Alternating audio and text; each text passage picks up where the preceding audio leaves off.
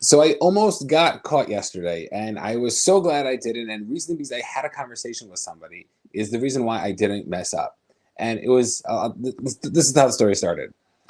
A couple of weeks ago, I had this idea, and I went over to my wife like I always do, and I asked her, I'm like, "What do you think about if I should do X, Y, and Z?" And she's like, "That's a great idea. We should do it.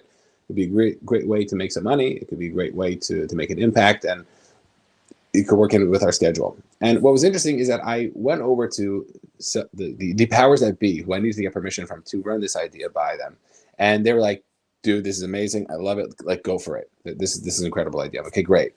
So once I started recognizing what we really need to go into, and once I started like working out the logistics, I realized that it was going to be a little bit more complicated than I thought. But because it was going to be a little bit more complicated, what I didn't realize is that like how much I was going to procrastinate. And I ended up procrastinating a little bit and a little bit more and a little bit more because I was like dibble dabbling about like what is that I need to get done, and I just wasn't making that thing happen. And what was interesting is last night, I was I was somewhere, and I saw a flyer about the same exact thing that I was planning on doing, like literally the same exact thing in the same exact institution. And I was like, man, this stinks. And my initial reaction was first, this stinks. Second was like, how can they do this to me? Like they knew this was my idea, and all of a sudden, like they're letting somebody else do this. Like did they know like this is what I was going to do? And then I started to think about myself. I'm like, is that really true though?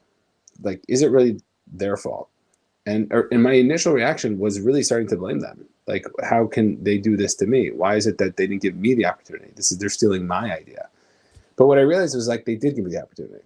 They gave me a couple of weeks to like make this thing happen, and I just wasn't getting it done. And I think it's really important to understand sometimes that it's so easy for us to really start to blame other people. It's so easy for us to feed into that emotion, that feeling that we want to feed into, that only allows ourselves to feel good in the moment. But all it's going to do is going to cause more resentment, more hatred, more annoyance to other people. And I find myself catching myself so often with this idea because for some reason we as humans love to blame other situations, other people for our failures, for the things that don't work out for our lives. And what we have to realize is that we cannot blame other people. And for me to say, hey, you, and approach that person and say, hey, you gave me permission. I gave you this idea. You told me I could do this X, Y, and Z. You didn't even tell me. You went behind my back, this and that. What is interesting is that we have to realize that we have to take the opportunity for ourselves. And the only person I can blame in this situation is myself. And I'm so grateful that I'm learning this lesson on something that this is going to be like such a small piece of the pie. But recognizing that we all have things that we want to be doing, we want to be committed to, and yet we just can't get ourselves to commit to. And because we can't get ourselves to commit to them, we end up blaming other people, other situations, other pieces of this puzzle. And what we have to do is we have to take that responsibility on ourselves. And only by taking that responsibility are we going to be able to move forward. Because if I would start blaming other people, then I'm going to start getting upset, then I'm going to start holding grudges, then I'm going to start not even speaking to certain people because I'm going to be upset at them. And all of a sudden, I look back in like a couple of months, and then like literally relationships are ruined, right? For me to ever do this type of thing again is never going to be in the cards. And I'm just going to be so frustrated and annoyed that it's going to be taking so much energy out of me that it's going to be affecting other areas of my life as well. It's like literally there's no point. There's no good things that could come out of me blaming the other person because it's not going to change anything. And it's not going to change my situation. So like, why would I do it? And the only reason why I would do it is because my ego is telling me, hey, Bennett, you can't be upset, or you deserve to be upset, really. Like, you have the right to be upset at that person. And there's literally no other benefit.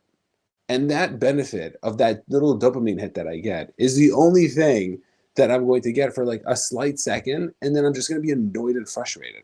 Like, it's totally just not worth it. And what we need to ask ourselves is like, what is it we can start to do? How is it we just don't listen to our egos? Because for so long, we might be thinking that it's somebody else's fault. And maybe right now we are blaming somebody for something in the past. It could be a parent, it could be a sibling, it could be a teacher, it could be some guy in the supermarket. That we're looking back that when we were 10 years old, my baseball coach didn't like put me on the team. He cut me, and therefore like that's why I'm terrible at baseball or whatever it is that you're going to be doing. And we are blaming other people for something that is literally has no significance to us nowadays. But we get so annoyed still. we still think about that person. And even if it's something that really does matter, okay? So let's say it's like a parent and they did something, and you have this grudge against them, like they sent you to like the wrong school, or even, I don't know, something more serious. There's literally no benefit to holding that grudge. And the only thing that's going to come out of it is you're just going to be more annoyed, more frustrated. Your energy is going to be a lot lower. You're going to be more just a negative person. Like, and that's just not helping. It's like not helping our picture. Like we want to be doing more. We want to be experiencing more. We want to be becoming more. That's only going to happen if we can step into it. That's only going to be happening if we have the ability to really move forward. And I think for so many people, they just fall into that trap of the ego because that's their initial reaction, because their ego is there. And the way I like to frame the ego and like to really look to picture the ego is it's like our bigger brother who's trying to protect us, but like he's going a little too far. Because at the end of the day, what is the ego trying to tell me, right? With this ego in this certain situation where somebody else took my opportunity and I'm starting to blame other people around me for giving them the opportunity and not giving it to me. So my ego is really saying, hey, Bennett, like I like you so much. You don't deserve to be treated like this. I like you so much that, you know what, we should really tell that other person that, like, they did something wrong. I like you so much, Bennett, that you shouldn't feel bad about yourself that you didn't do it. It's not on you, it's on them.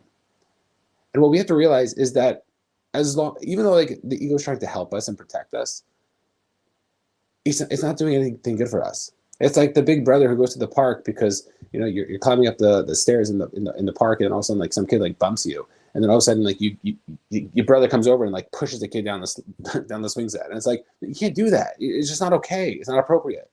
But for some reason, when we look at it as ourselves and we look at like we have to be right, we're entitled to be right, then all of a sudden it's okay. And what we have to realize is like it's not okay because it's not going to benefit us. It's not going to help us. It's not going to be. There's going to be literally zero benefit for us falling into that. And if you're saying, no, Bennett, maybe you'll get that opportunity. Maybe they'll say, you know what, you're right. You'll be able to get it. The headache that we'll have to go through that, and the guilt and the IOUs and the shit that has to happen is just not worth it. And the frustration is just not worth it. People don't think about their energy levels enough. They don't realize that like at the end of the day, when you're exhausted and tired, and you have zero patience for like anybody, and like you're a parent, like you don't have time to like be spending like annoyed at the cashier at the grocery store, even if they like are taking a long time. Like you just don't have the time for that. And what happens is that because we are not conscious of our energy levels, we just show up, and we show up in a way that is only going to be more detrimental. It's like the thing that like if like when somebody goes through something and something bad happens to them. So it affects them in that specific area. So let's say somebody goes through like a bad breakup. So they have a bad breakup, and now their relationship life is like really messed up, and they're really frustrated. But then what ends up happening is that they start like venting to their friends, like and more and more and more, and then it's like a little too much, and then the friends don't really want to deal with them because like they're so negative and they're so down and they're so they hate talking about dating, and then all of a sudden like their friend relationships are starting to get ruined, and then they're like at work, and then at work they're starting to talk to their coworkers about it. And they're just being negative, and they don't have enough energy, and they're not doing the work they're supposed to be doing. And their work life is getting messed up. And then all of a sudden, you have like all these different areas of your life are messed up because of one specific area. And I'm not saying you shouldn't be dealing with it. You should deal with it. But to understand that our energy levels are going to transfer in different parts of our lives. And we have to be the ones protected because guess what? Nobody else is.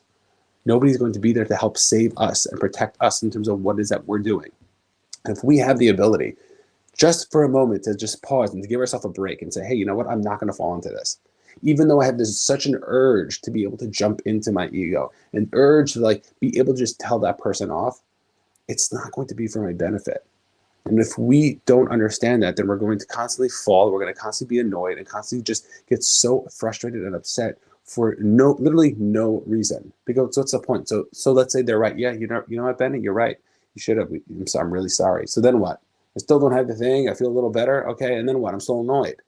Like, it's just not worth it. And if we could just be more conscious about our energy levels, about the stuff that we're doing, that could be the thing that could really help us be able to move forward. That could be the thing that's not going to stop us from progressing in terms of what it is we want to be doing. And for so many people, they don't realize that you have that ability. You have the opportunity to move forward, to take advantage of the stuff that you want to take advantage of. And if we don't worry about ourselves, if we don't catch ourselves and we don't catch our egos, all it's going to do is only going to shift us. It's only going to hurt us even more. And it's only going to take away so much from our personal lives. And if you don't realize this, like, we have to realize that, like, our ego is always going to, like, get us in trouble. Like, even though it's trying to protect us, it's always going to get us in trouble. And what we have to try to do is we have to try to notice it. And I think that's the first step. It's just really noticing it. It's like, hey, is this me thinking right now? Is this good for me, or is this my ego? And a lot of times, and I would say like 95% of the time, it's going to be our ego. But sometimes it's just not worth it. It's just not worth the fight. Sometimes it might be worth it, but most of the time it's not. And if we could just start to notice that, that could be the first thing. The second idea is really making and really stepping back and trying to differentiate and to separate that initial reaction. This is something that I work on with a bunch of my clients, something I try working on constantly. And I caught myself yesterday, and I was so proud of myself that I caught myself, because I talk about this all the time. I was like, yes, I did it. Good job. Now I can actually talk about it. And what we have to try to do is, once we start to get that feeling of our ego kicking in, and you know that feeling, that like urge, that like your body starting to tighten up a little bit, and like that anger, your pupils are maybe getting a little bigger. What we have to start to realize is that when that starts to happen, we need to separate the emotion. We can't think about the emotion, because we tend to just react. Something happens to us and we react. Something happens to us good, we react happy. Something bad happens to us, we react sad. Something frustrating happens, we get annoyed. And we're constantly reacting our whole day. And what we have to try to do is we have to try to learn to separate the reaction from the action. And if we can start to separate the reaction from the action, then all of a sudden we could slowly start to build this. We could slowly start to move forward with what it is that we're looking to do. And yesterday I caught myself, and I literally was like, nope, not falling for it. Give me like 5 seconds, 10 seconds. And at the end, I was like, you know what? I started talking to myself. I'm like, it's not worth it. I don't get upset about this.